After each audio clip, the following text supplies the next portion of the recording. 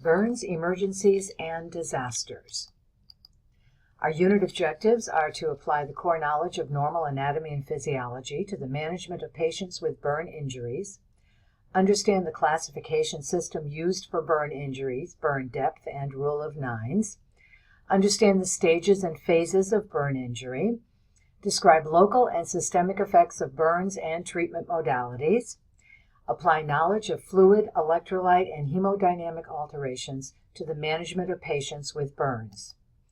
Apply the core knowledge of normal anatomy and physiology to the management of patients in emergency, mass casualty, or terrorist situations. Understand the difference between emergency and mass casualty triage. Apply the concepts of primary and secondary survey to the assessment and management of patients in the ED. So in class, we are going to be doing an activity, and it'll be very important for you to complete the case study that's posted on Canvas, because some of the information that you will need for that activity will be in that case study.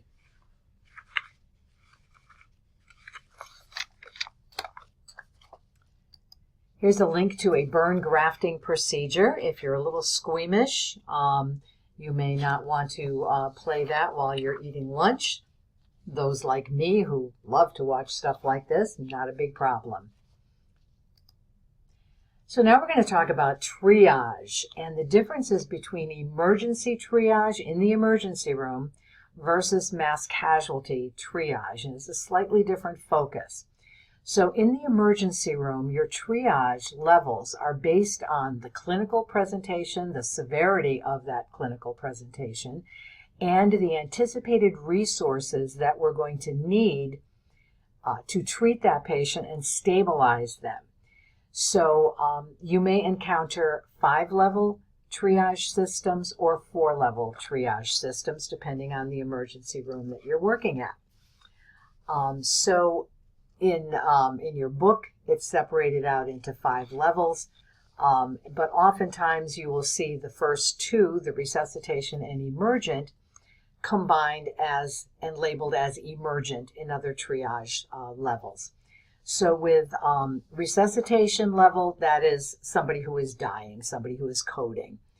Emergent are those people who cannot wait, that need to be assessed and addressed almost immediately. Because of the severity of their situation. So those would be people with chest pain, respiratory distress, hemorrhaging, active seizures, unstable vital signs, codes. Then you have the urgent category, which is requiring 2 or more resources, so non-emergent asthmatics, seizure patients who are probably post-ictal, but not actively seizing, complex injuries, displaced multiple fractures, severe abdominal pain, kidney stones, new onsets of respiratory infections. So these are people who can wait a little while, but need to be treated fairly quickly.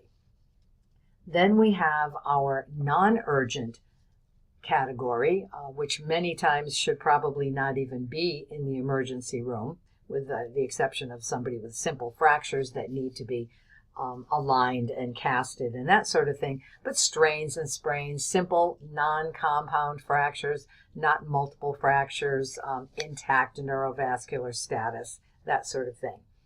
And then the minor category, which are people who shouldn't be in the emergency room at all, who require no emergency room interventions. Now, once the patient is in the emergency room, there is something called primary survey and secondary survey.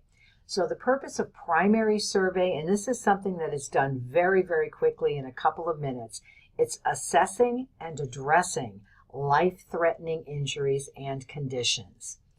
So ABCD, we've talked about ABCD before. So making sure we have a patent airway, immobilizing the C-spine, checking that we have effective breathing, good circulation, a quick overview of the neurologic status using a Glasgow Coma scale or other type of category scale to categorize that level. And then exposure, where we cut off the clothes and look and make sure that we don't have any other life-threatening injuries. So that primary surgery is what we do to assess and address life-threatening injuries or conditions. Once that's been done, then we go into secondary survey, which is once taking care of all those other secondary issues that can wait. So x-rays, labs, things that can, wound care, splinting, casting, that sort of thing. That's considered secondary survey. We want to talk a little bit about intra-abdominal traumas because those can occur when we deal with emergency situations. We have blunt force traumas, penetrating traumas, but the important thing is to learn what the signs and symptoms are of peritonitis. When there's an infection in the peritoneal cavity, patients have a feeling of guarding or protecting their abdomen, so they may be kind of folding their arms and hunching over. They don't want you to touch their abdomen. It's very, very sensitive. They have board-like rigidity of the abdomen, increased pain with coughing. So it's always good to be able to identify those signs and symptoms of peritonitis. Other assessments or tests that we might make to indicate whether somebody has abdominal trauma: urinalysis to detect hematuria, ultrasounds, CAT scans, CBCs to check our H&H, make sure we don't have elevated white blood cells with an infection, amylase, which would be elevated if we have a pancreatic injury, splenic injury would be reflected with left shoulder pain, right shoulder pain could indicate a liver laceration. And something that we can do in the emergency room is called FAST, another FAST acronym.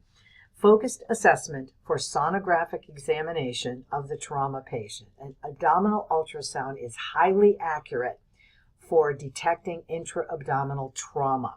We can do peritoneal lavage, which is instilling some saline into the peritoneal cavity, letting it drain out, checking for blood or other things that shouldn't be in there because it should come back clear.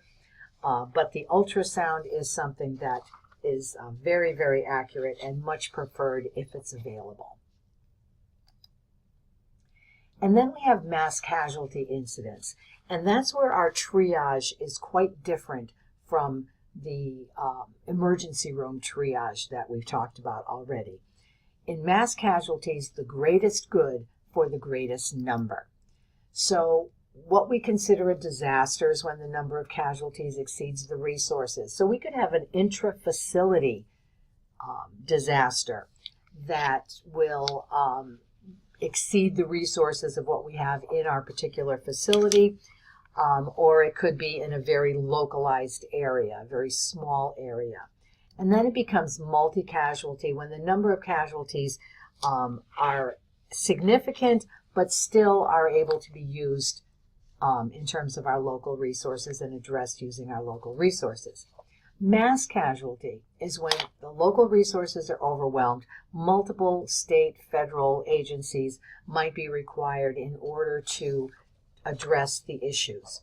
So when we get to mass casualty triage, it's the greatest good for the greatest number, which means that the patients who are the most seriously injured, are on the verge of death, will require multiple resources just to stabilize them, are not going to be your priority. Those are going to be your black expectant category.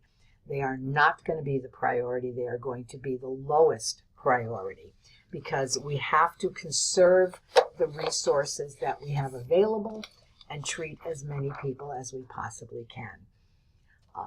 And then we start with those that are very seriously injured, but we can stabilize them, we can save them with a very small number of resources. So your notes pages discuss very detailed examples of the types of patients that would be considered in those various categories: the red, the yellow, the green, and the black expectant.